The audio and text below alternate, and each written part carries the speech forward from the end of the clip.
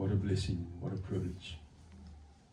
We bless this word. Father, we pray that your blessings will be on this word this morning as we are about to share what you want to impart in our lives this morning. In Jesus' name. And if you agree, say amen. Amen. Thank you guys. Have a seat. Anita het net gehoord. Woord vir iemand. Good morning, everybody.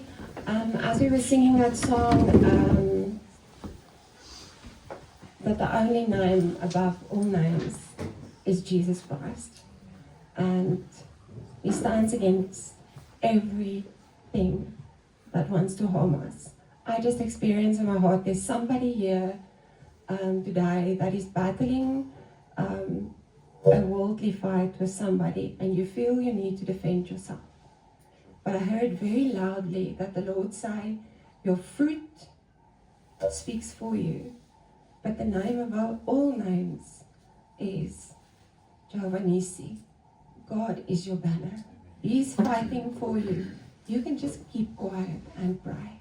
It's the only thing that you need to do. If you want to pray with somebody afterwards, to encourage you just for the season where you are, afterwards there will be people in the prayer room.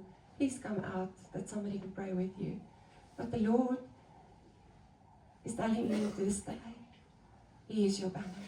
Stop fighting the battle yourself. Okay, amen. Stoor die video aan op julle.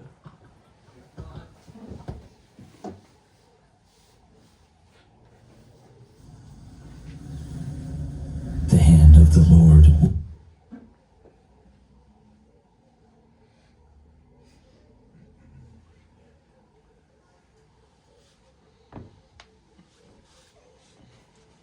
was upon me. He brought me out by the Spirit of the Lord and set me in the middle of a valley. It was full of bones. He led me back and forth among them, and I saw a great many bones on the floor of the valley. He asked me, Son of man, can these bones live? I said, O sovereign Lord, you alone know. Then he said to me, prophesy to these bones and say to them, dry bones, hear the voice of the Lord. I will make breath into you, and you will come to life. Then you will know that I am the Lord. So I prophesied as I was commanded, and as I was prophesying, there was a noise, a rattling sound, and the bones came together, bone to bone. I looked, and tendons and flesh appeared on them, and skin covered them, but there was no breath in them.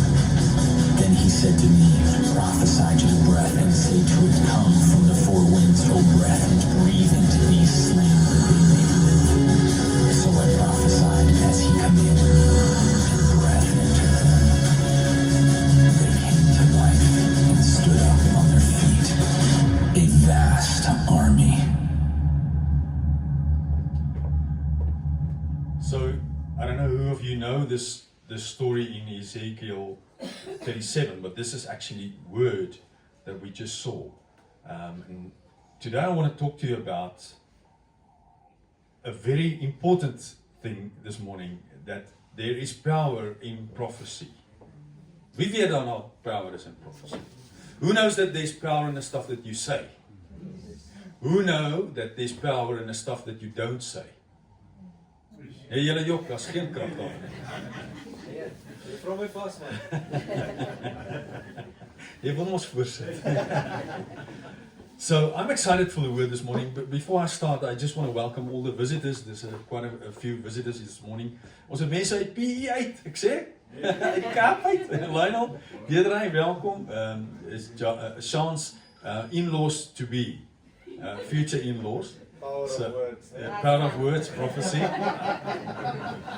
So, ek gaan hier sit knoppie ander mense, and it's great to have you. I would love to say that you are the farthest guys that visited us, but unfortunately we had someone from Ireland already. Ons moes hulle net 'n bietjie reg kry vir die rugby. So there's power in prophecy. Guys, there's power in your words and there's power in prophecy. And I just know that this word that Anita's got this morning for someone, I know that everyone in this place this morning has got some other challenge, some other giant, some other battles that you are battling against. And because we as children don't always know that what is the weapons that we have to fight these battles, I believe that God sent you there this morning and God has got an appointment. Hy het miskien 'n blind date met jou vandag. I believe that God wants to speak to you this morning, and this word, we know that the word changes hearts. Word touches people. Word come like a two-edged sword and it cuts between bone and marrow, says the words. So ek weet vandag dat die Here met jou 'n date. Ezekiel 37, and you can follow there on the screen. And this is what it just said. I felt the powerful presence of the Lord. Who knows that God's got a powerful presence? You know, if you dive into the presence of God, He will always stand with open arms to welcome you. I felt the powerful presence of the Lord, and His Spirit took me and set me down in a valley where the ground was covered with bones. He led me around the valley, and I could see that there were very many bones. Say, very many bones. Very many bones. And that they were very dry. Say, very dry. Very dry. He said to me, mortal man, can these bones come back to life? I replied, Sovereign Lord, only you can answer that. He said, prophesy to these bones. Guys, we have to prophesy to our problems.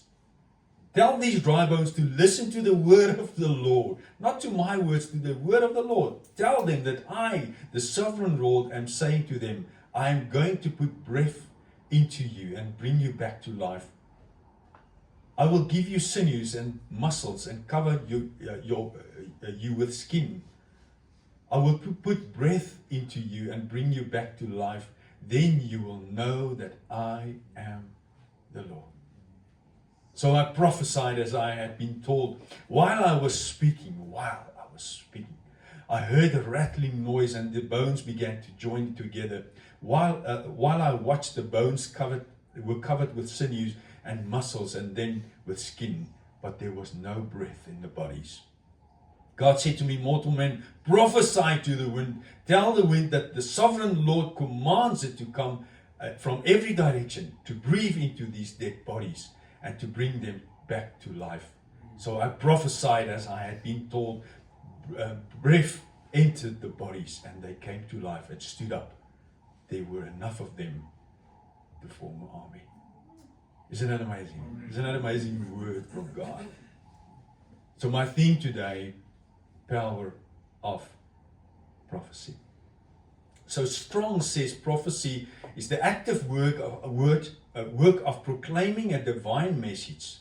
It is never merely a man prediction, rather it's a spirit energized utterance that reveals, interprets, or applies the will of God. The speaker stands as God appointed mouthpiece. So when you prophesy, you stand as God's appointed mouthpiece. Guys, there's power in our words. There's power in your words. There's power in your thoughts, but there's more power in your words. Proverbs 18:21, and you all know this, says, death and life are in the power of the tongue. And those who love it and indulge it will eat its fruit and bear the consequences of their words. So, whenever you open up your mouth and you speak, there's power in what you say. Ouens, en dit ons as kinders van God sukkel so met hierdie ding, because we grew up in a tradition that that you can say something like, jy lyk siek, you look ill to me today, or have you seen the signs, here suffer the Van Rensburgs. I hope there's no Van Rensburg here. Well, here's a Van Rensburg. Here thrive the Van Rensburgs. Have you seen those signs? Het julle dit gesien? We speak stuff like, we're not going to make it. It will never happen. There's no hope. And we talked about the power of words a few months ago, and one of the things that we say is that there's no hope for South Africa. There's no hope for my family. There's no hope for the young people in South Africa. There's power in what we say. And today, may God come and He would just come and shake you and say, listen, man, speak the stuff that I dream about. So there's three things that happens when we speak about, when we talk about prophecy, when we talk about words. When a child of God speaks words that agrees with the word of God, powerful things happens. Glo julle dit? That stuff of faith, hope, joy, peace, encouragement, favor, etc., etc., etc. So the first thing is that when a child of God speaks the word of God, powerful things happens. The second thing, if a child of God speaks the word of Satan, powerful things happens. Glo julle vir my? When you speak the stuff that you agree with, remember, when you speak faith, then you agree with the word of God. And faith does for God what fear does for Satan. So when you agree with fear, when you agree with the Satan, powerful stuff happens. And then we don't understand what's happening. And then the third thing is so important. When children of God don't speak powerful things, nothing happens. So if there's something that I want to just put in your heart this morning, is don't say nothing. You weet as jy 'n veld vat, if you take a field and you take all the wheat and stuff out and it's a clean field and you leave it for a year, what's going to happen? The wheat is just going to grow this high. You're probably not going to sow mealies there and all kinds of stuff that you can eat. Die onkruid kom because this ground is cursed. If you don't say stuff, bad stuff happens. If you don't speak into this stuff. So you can either speak to your problems, but speak and agree with God, or you can speak to your problems and agree with Satan, or you can not say anything and then you agree with the Satan. Does it make sense? So when we speak stuff of fear, disunity, anger, hate, swearing, etc., etc., then we agree with Satan. When we don't say anything, then we also agree with him. Are we speaking faith, or are we speaking fear? Or are we saying nothing? Everyone that sits here in this place has got dry bones in their lives. Do you speak to your dry bones? And when you speak to your dry bones, what do you tell them? Do you remind the giant of who the God is that you serve? Or do you bow to the giant? Because we all have stuff that we battle with. Almal van ons het probleme en struggles en probleme en pyn en gryne. Speak the stuff, agree with God, speak to your bones. We are bombarded with negativity. Guys, if you just open up social media, there's negative. When you open up the newspaper, wie het al 'n koerant gekoop om goeie nuus te kry? You are wasting your time. If you open up a newspaper, you get bad news. Someone tried to have a good news newspaper once. It didn't sell. People don't like hearing good news. People like hearing bad news. Daar by die haarsalon. Nou nie laat ek weet nie. But when you go there, you hear, het jy gehoor? Dan sorry. People love bad news. We are bombarded with bad news, negative stuff all over we go. So we have to be intentional, that word again, about positive stuff. You know that words cost people their lives. Do you know that words cost people jobs? Word cost people to be in jail. Words cost people divorce. So today I believe that God will give you a breakthrough of how to speak and what is the stuff that you should say as a child of God, and what is the power that you have when you speak this stuff. I love it. So let's look at the word. Ezekiel 37 verse 2 says, He led me around the valley, and I could see that there were very many bones. I love this. There were very many bones. Is it the regte Engelse term daai? Logan, is it right to say very many? It's the first time in my life I hear that, and it's in the Bible. Very many. Is it not right, eh? En Afrikaans is just baie. I could see that there were very many bones and that they were very, very dry. Okay. So guys, in your lives, there are many dry bones. And when the Bible speaks, wanneer hy byvoeglike name woorde bygooi, I don't know what that in English is, but when the Bible uterates, is that it? Adjectives. When you add adjectives, that means that you must jou oor spit. But you must listen to what the word is saying. So when it says very many, and then it says very dry, then it means, in nice English, it's impossible. Who's got any impossibles in your life? Come on, wees 'n bietjie eerlik hier in die kerk, so 5 van julle. There's some impossibles in our lives. You know what? Jesus died for the impossibles. Jesus is the miracle maker. He specializes in your impossibilities. That's why he died. So there's very many dead bones, and they were very, very, very dry. Okay? So it's impossible. It's impossible. What is your impossible? Just think about it. Is it your finances? Is it perhaps a relationship? Is it perhaps your marriage? Is it perhaps your health? I was stem saam aan die straat. Is someone podcasting this over in the street? Or is there a speaker in the street? Because it sounds like amen when he pushes it. It's a new feature, okay.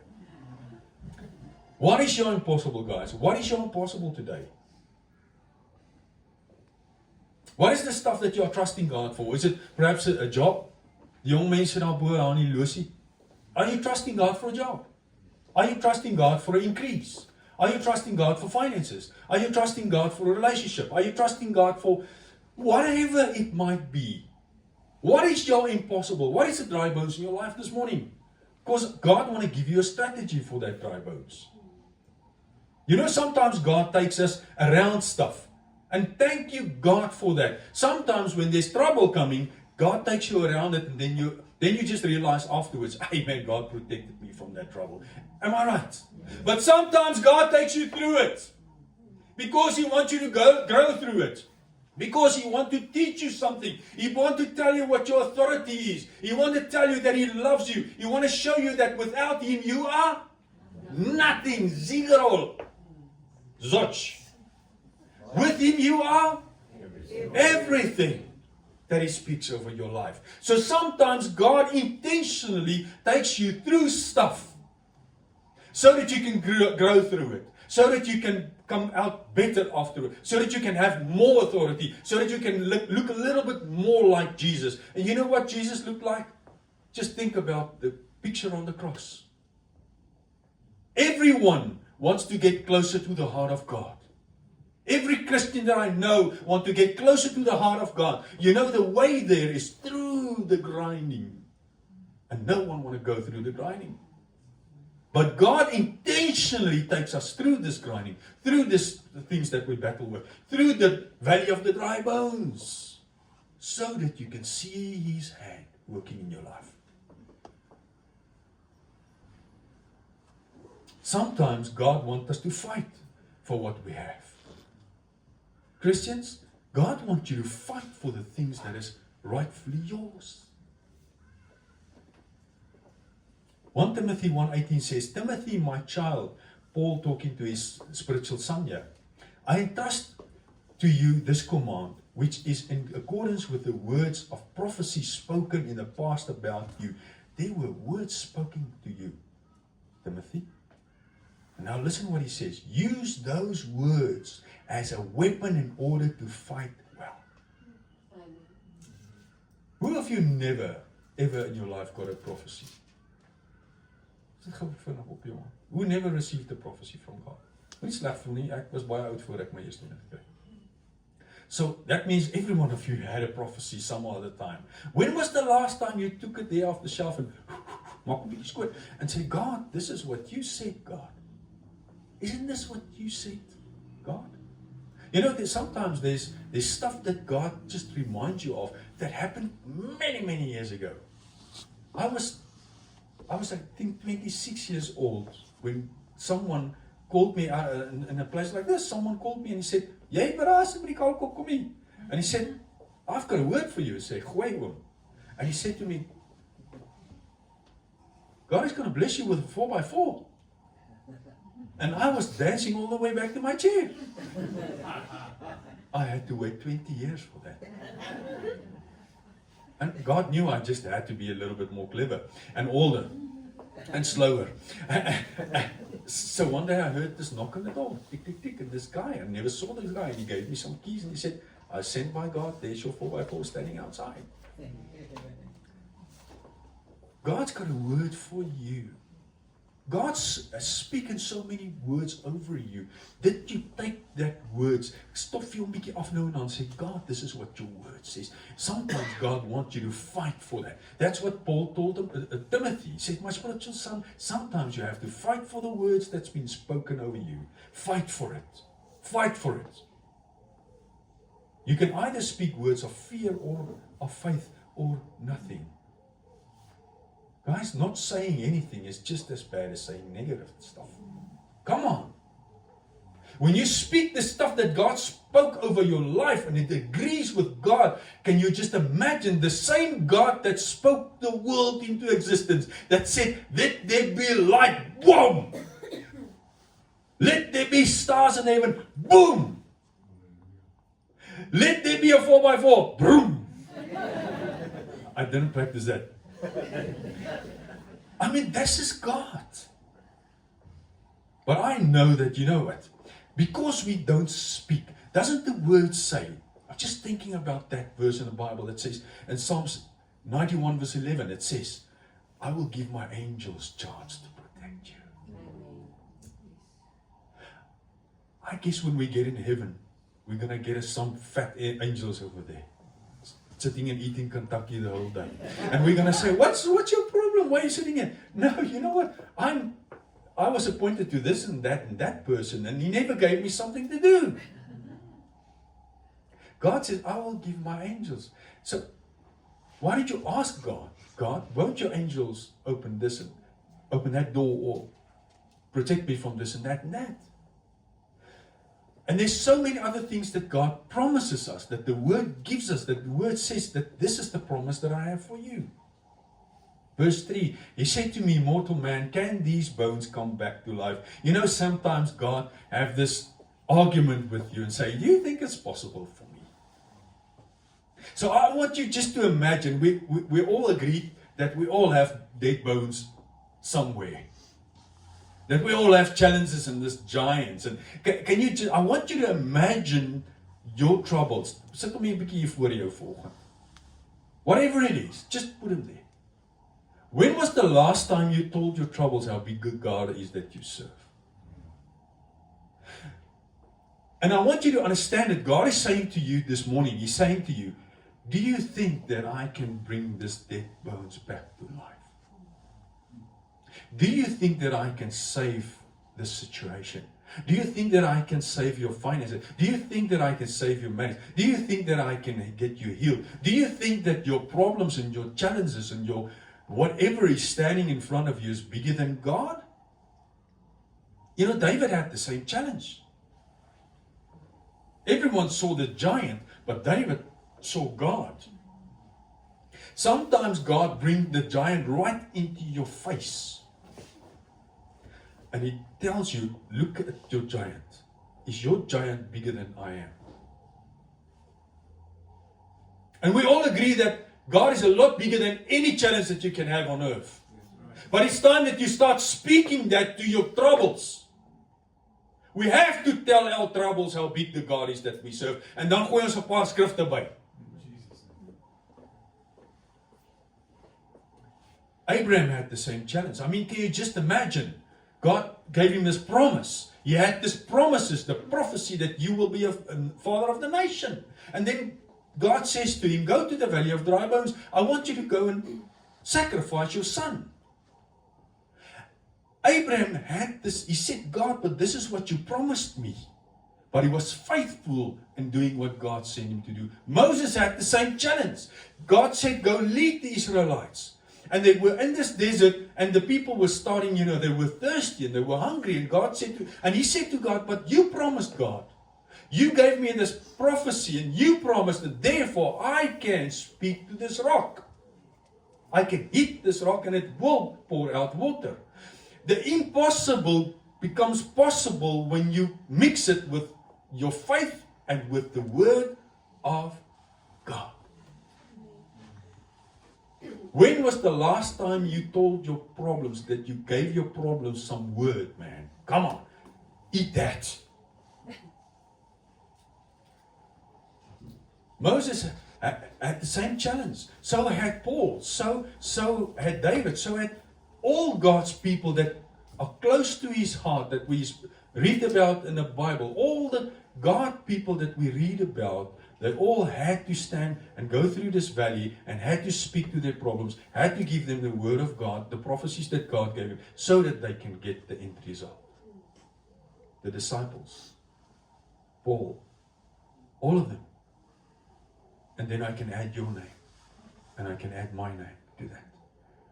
You know what? The Bible talks about this cloud of witnesses shouting for us. Just go! John, go! And I can just imagine Jesus looking at us. He's writing a song about your life. I wonder in your song, will there be something like, he was a giant slayer. I think mine is going to be like that. And I want some guitar in there, some drums as well. Actually, be a backplate of a crack klavier, but God knows my heart. If you're a child of God, you have to speak to your troubles. I replied, and I said, Sovereign Lord, only you can answer that. Am I bigger than your troubles? Am I bigger than your giant? Will this dry the bones? Will you, if you look at your troubles and God says, do you think I'm bigger than your troubles? Do you think that these troubles will ever go away? God put you, the giant, right in your face, and then we tend to say what Ezekiel said, Sovereign Lord, only you can answer that. God, only you can take me around these troubles, or you can take me through these troubles. And sometimes people die with their troubles. The same Paul that wrote to Timothy, he wrote and he said that I pray that God will take me out of this prison so that I can be with you soon. But God never did that. He had to go through the troubles and he died for that.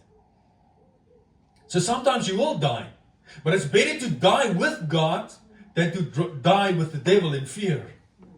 To know that even if this thing causes my death, I will die as a warrior, as a child of God, as a fighting guy with God, faith, standing in faith. I will not die in fear. I will go through this valley. Guys, I want to tell you this, that never ever give the enemy the right to determine the outcome of your story. Ek wil dit weer sê. If you are applying for a job, if you gave out a quotation, if you applied for whatever, if you want to go and buy something and you trust God for discount, never ever give the enemy the right to determine the outcome. I hear every day so many people that says, I applied for this job, but you know how it is in South Africa. Okay? You give the right to the devil.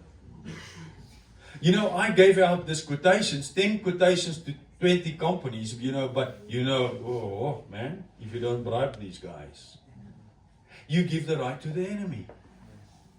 But if you say, God, your word says that all good things comes from God. This is my word that I have. And therefore I give this word to you. And therefore I'm going to apply for this. Therefore, God, you are going to determine the outcome, not the enemy, or the system, or the South Africa, or whatever you want to fall under. You don't fall under. Paul said we are in this world, but not from this world. You've got the favor of God in your life. Sometimes God say no because He knows better. He always knows better. But sometimes he says no. But never ever give the enemy the right to determine the outcome. Asseblief ouens. I say this to all my friends that are in business. Please don't give the enemy that right. Young people, when you put out your CV, when you send out your CV en jy het die mooi gesiggetjie en al die oulike goedjies wat jy gedoen het. And you send it out. Say, God, this CV, I send it out in faith. And I trust you. Because all good things come from you.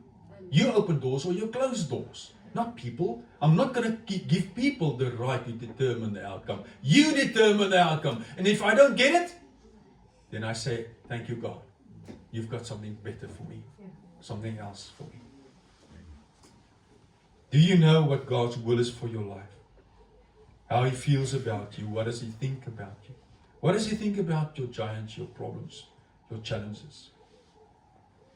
Do you sometimes remind yourself that I am an heir? Ek is 'n erfgename, sê die woord. I am an heir. What does an heir does?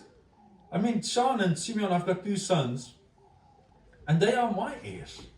And the word says that a righteous man will leave an inheritance to his children's children. Hey? Oom Jak? Dis mooi, nee? En hier sit hom nou juist met klein seentjie. A righteous man will leave an inheritance to his children's children, to his grandchildren. Therefore, what does the word say? I'm an heir. Romans 8:17 says, now if we are children, then we are heirs, heirs of God and co-heirs with Christ. Jy's 'n erfgename van Christus, man. So there's 2 things that an heir does. And the first thing, an heir inherits. It's amazing to inherit. Niemand lyk eens opgewonde daaroor nie. You inherit as a child of God. There's certain stuff that you inherit. Dankie Judge. So you inherit spiritual gifts. You inherit spiritual fruit. You inherit eternal life.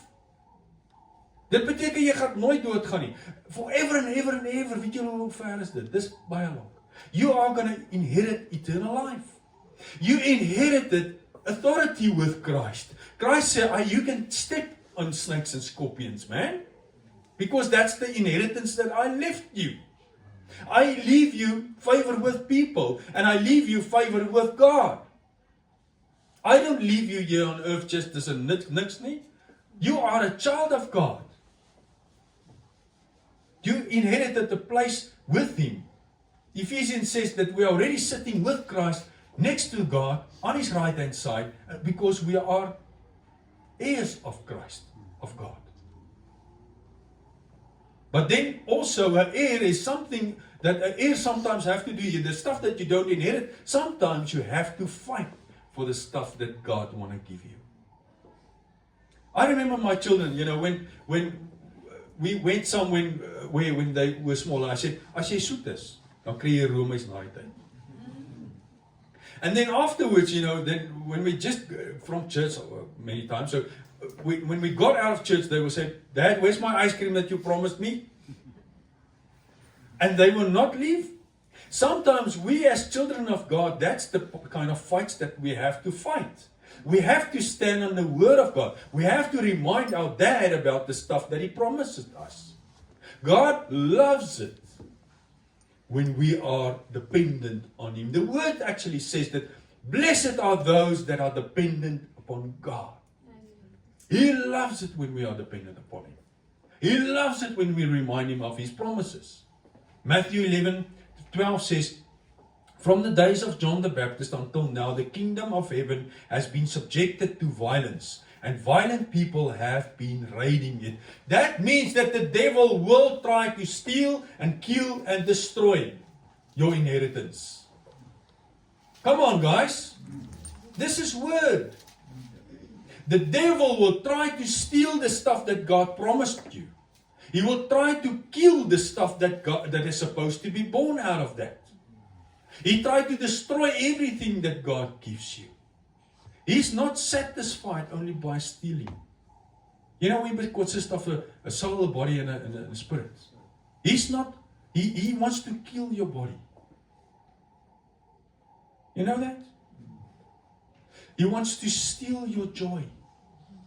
He wants to steal your spirit. You know that's the only way that the devil can hurt God, by stealing your spirit.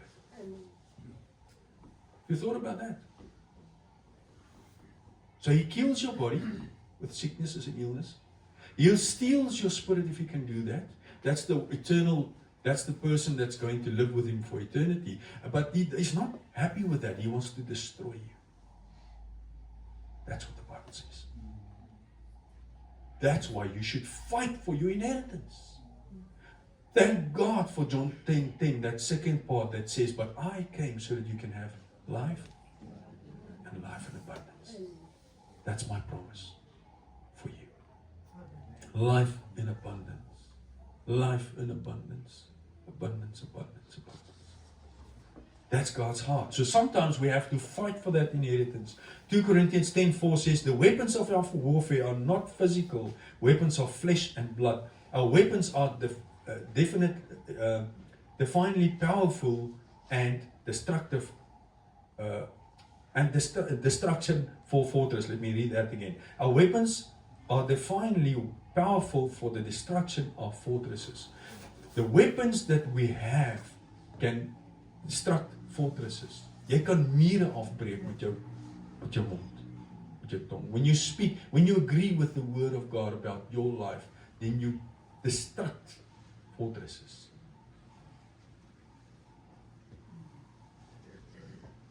Fight for what is yours. Fight for what is yours. It's important that we are sensitive about what is the strategy that God wants us to follow. You know, when God promised Israel Canaan, and they said, you will come into this place of milk and honey. It's yours. There it stands. That's a prophecy. It's yours. Just go and take it. And the first place that they got to is Jericho. And they said, God, what is the strategy for Jericho? And God said, okay, you know what? This is the fortress of this place. That's the biggest city. You know how you're going to take that? Yes, God. Maak die swaarde skerp. Maak die pyle skerp. God, how are we going to take this, God? Begin push-ups doen. God says, you know what? You're going to picket. A peaceful picket. You know what a picket is? Haven't you seen a picket? So when you have this, die plakate wat hulle het. Banners, this banners that you have, and he says, jy moenie die groen paradjies doodmaak in die veldjie nie. And you stand there and say, ons staan vir die groen paradjies. That's when you get some people and you stand around, you say, there's this banners and we show this banners. So that's exactly what they did. They walked around Jericho. They walked. God said, don't speak. So I don't know how they got the woman quiet, but they did. Okay? I think they had they ran out of duct tape. But they went around this place. God said, do that. And then the last day he said, now I want you to go 7 times. Don't say anything. And then afterward he said, now you're going to declare, you're going to shout victory. You're going to proclaim my victory in you. And they did that and the walls came down. And the next place was a lot smaller than Jericho. And God said, I want you to go and fight. I want you to go and fight for Ai. The place was called Ai. And Ai. Let's see if we can get it down. The place was called Ai. So he said, the second place, I want you to go and fight. The first fortress, he said, I just want you to pick it. Stay quiet. What's the strategy, God, for this giant? Don't say anything. Just pick it. The second one, now I want you to go and fight. Sometimes God wants you to fight. Sometimes God wants you to remind him of the promises. What is the promises? Guys, what is the promises that God gave you? As ek jou wakker maak 10 uur in die nag, 12 uur, 1 uur in die nag, and I say, 10 uur gaan slaap jy's 1 uur. So I'll wake you up at 3 o'clock. No, at 12 o'clock the next day. So if I wake you up and I say, what is the promises that God gave you for this season? I want you to know exactly what is your promise. So I want you to ask, what is your promises for your marriage? What is your promises for your joy? What is the promises for the challenge? What is the promises for your job that you're applying for? What is the promises for the season that you are going through? And for every season, for every battle, for every giant, there's a new promise. I promise you. What is your promise for the season? Don't tell me your troubles. Tell me your promise. Not for me. You have to tell the enemy what is your promise. You have to tell yourself what is the promise. If you don't know, get one. And if you can't get one, get someone with you to pray with you to get a promise from God and say, this is the promise for this battle that I'm going in. You cannot go into a new season, whether it's a physical season or it's a spiritual season. You cannot go into a new season without a promise. What is your promise? Don't tell it to me.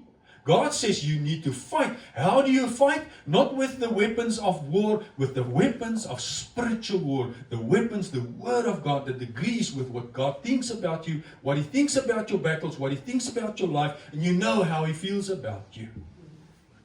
Then you and God agree. And when you and God agree, powerful stuff happens. Man, powerful stuff happens.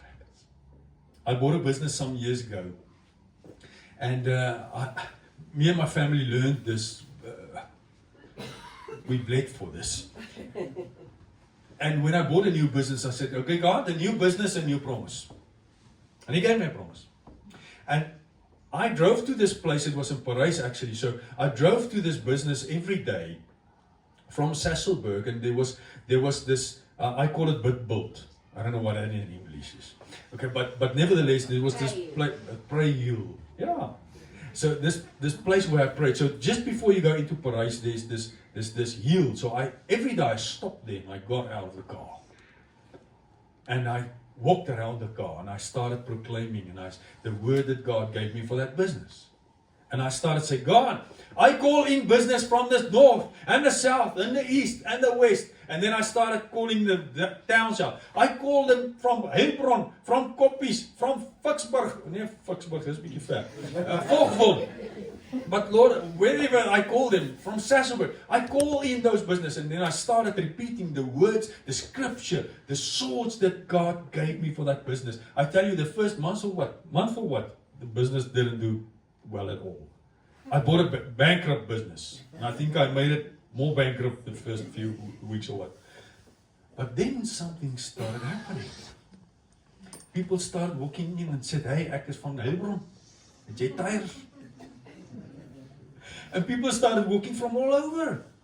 And then I started repeating. You know, when you see the fruit of that just gives you a fire to do it more and more. So then I started praying more and God sent more people. Until, we had the business for 2.5 years or something like that, but it grew exponentially. I think like in 166% in the first 6 months. Guys, God is faithful, but you have to fight for what is yours. Sometimes God takes you around, but today, He takes you through. Today, God says, I want you to look around and to see all the dead bones in your life. And I want you to start prophesying for those bones.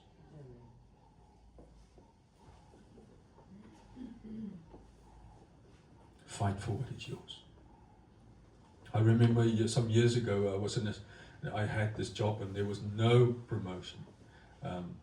It was just in that time that, that it was just impossible for a white guy to have promotion. And then I prayed about it. I said, God, I want a promise for the season. If you take me around, it will be great. But if you take me through, it's also all right. And if I don't get it, it's fine. But just give me a promise. I need a promise. If God says no, it's fine. Then I can agree with that and I can say, okay, God, all good things come from you. If you say no, my job is not my provision. Guys, please, never ever make your job your provision. If you make your job your provision, then you say to God, God, you can only bless me through this job. But if you say, God, you are my only source of income, you are my provision, then God can give you checks in the mail, inheritances, He can give you discount wherever you go. God can just do what He wants. Therefore, God is my source. So I said, God, you are my source of income. Give me a word. And God gave me a promise. He said, I'm going to promote you. And I started telling everyone, God is going to promote me. And they said, as jy van jou hare af. They spoke it out over me. So So I spoke that word for 3 years. I took that promise and I said, God, this is what you said. God, this is what you said. God, this is what you said. And remember, you know what happened? 3 years later, they promoted me. And no, you know what happened? They gave me back pay for 3 years. And this was a testimony. I was the only white dude being promoted. Can you just imagine all my friends looking at me then? And then said, hey, but he was right. God promised him that. And God gave it to me. En dan kry hy nog backpay ook. Guys, this is what happens if you take the word of God, not the word of people, not the word that shouts out that it's impossible. Listen, you don't have to go look for the impossibilities. It comes to you. You have to look for the light. You have to look for the promise. And then start taking that promise and start speaking it. And eat the fruit of your words. That's what God's heart is for you. Prophesy to these bones. Tell these dry bones to listen to the word of the Lord. It's not my word. Guys, don't tell your giants your own words. Normally it will be you're talking nonsense. Gewoonlik wil ons aan 'n peper met die appel en met die klip. Tell them about the word of God. Tell them that I, the sovereign God, am saying to them, to your giant, to your dead bones, I am going to put breath into you and bring you back to life. What are the promises of God for you in your life? I want you to close your eyes. The word of God says, and this is for you this morning, I want you to grasp this for you. If you forget everything that I said, but take this word, this is the word of God. Prophesy to the bones. Tell these dry bones to listen to the word of the Lord. Tell them that I, the sovereign Lord, am saying to you, to them, I am going to put breath in you and bring you back to life. Are you battling with family? Are you praying for family that is lost? I want to give you the scripture. But as for me and my household, we will serve the Lord. Believe and you will be saved, you and your whole household. This is the word of God speaking. Are you battling with your health? I want you to say to your health this morning, through His stripes I am healed. He bandages my wounds. He heals my diseases, says the word of God. Finances? Are you battling with finances? Today I want to give you this word. He will supply in all my needs. I want to give you this word. And God is able to bless you abundantly, so that in all things, at all times, having all that you need, you will abound in every good word. God, this is your word. This is your promise for me and for my giant. I want to give you a word for your marriage. If you are praying for your marriage, trusting God for your marriage, I want to give you this word in Matthew 19:6 says, so they are no longer two but one flesh. Therefore, what God has joined together, let no one separate. God, thank you for your word. If you are battling with fear, whatever it is, I want to give you this. This word is for you today and for you to say to your giant, do not be anxious about anything, but in every situation, by prayer and petition with thanksgiving, present your request to God. And the peace of God, which transcends all understanding, will guard your hearts and your minds in Jesus Christ. 2 Timothy 1:7 says, for the Spirit that God has given us does not make us timid. Instead, His Spirit fills me with power, with love, and with self-control. Therefore, in the name of Jesus, fear God. What is your impossible? How big is your impossible? I want to give you a scripture, 2 scriptures for your impossibilities today. For your impossible giant that stands in front of you. God says, but Jesus looked at them and said, with man it is impossible, but with God all things are possible. You remember that scripture that says, with my God, my God spring oor die en storm op die.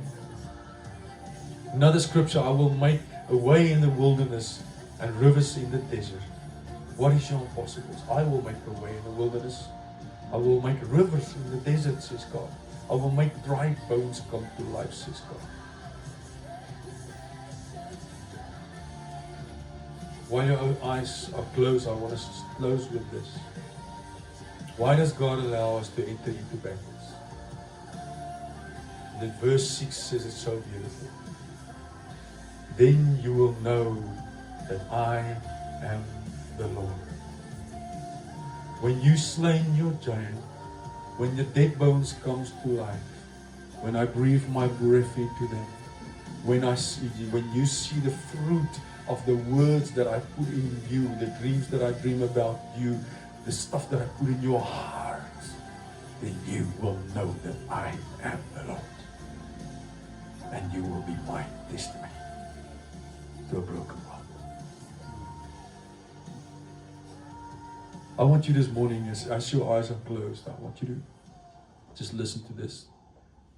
If you have a giant that need to be slain, I want you just to stand with me this morning.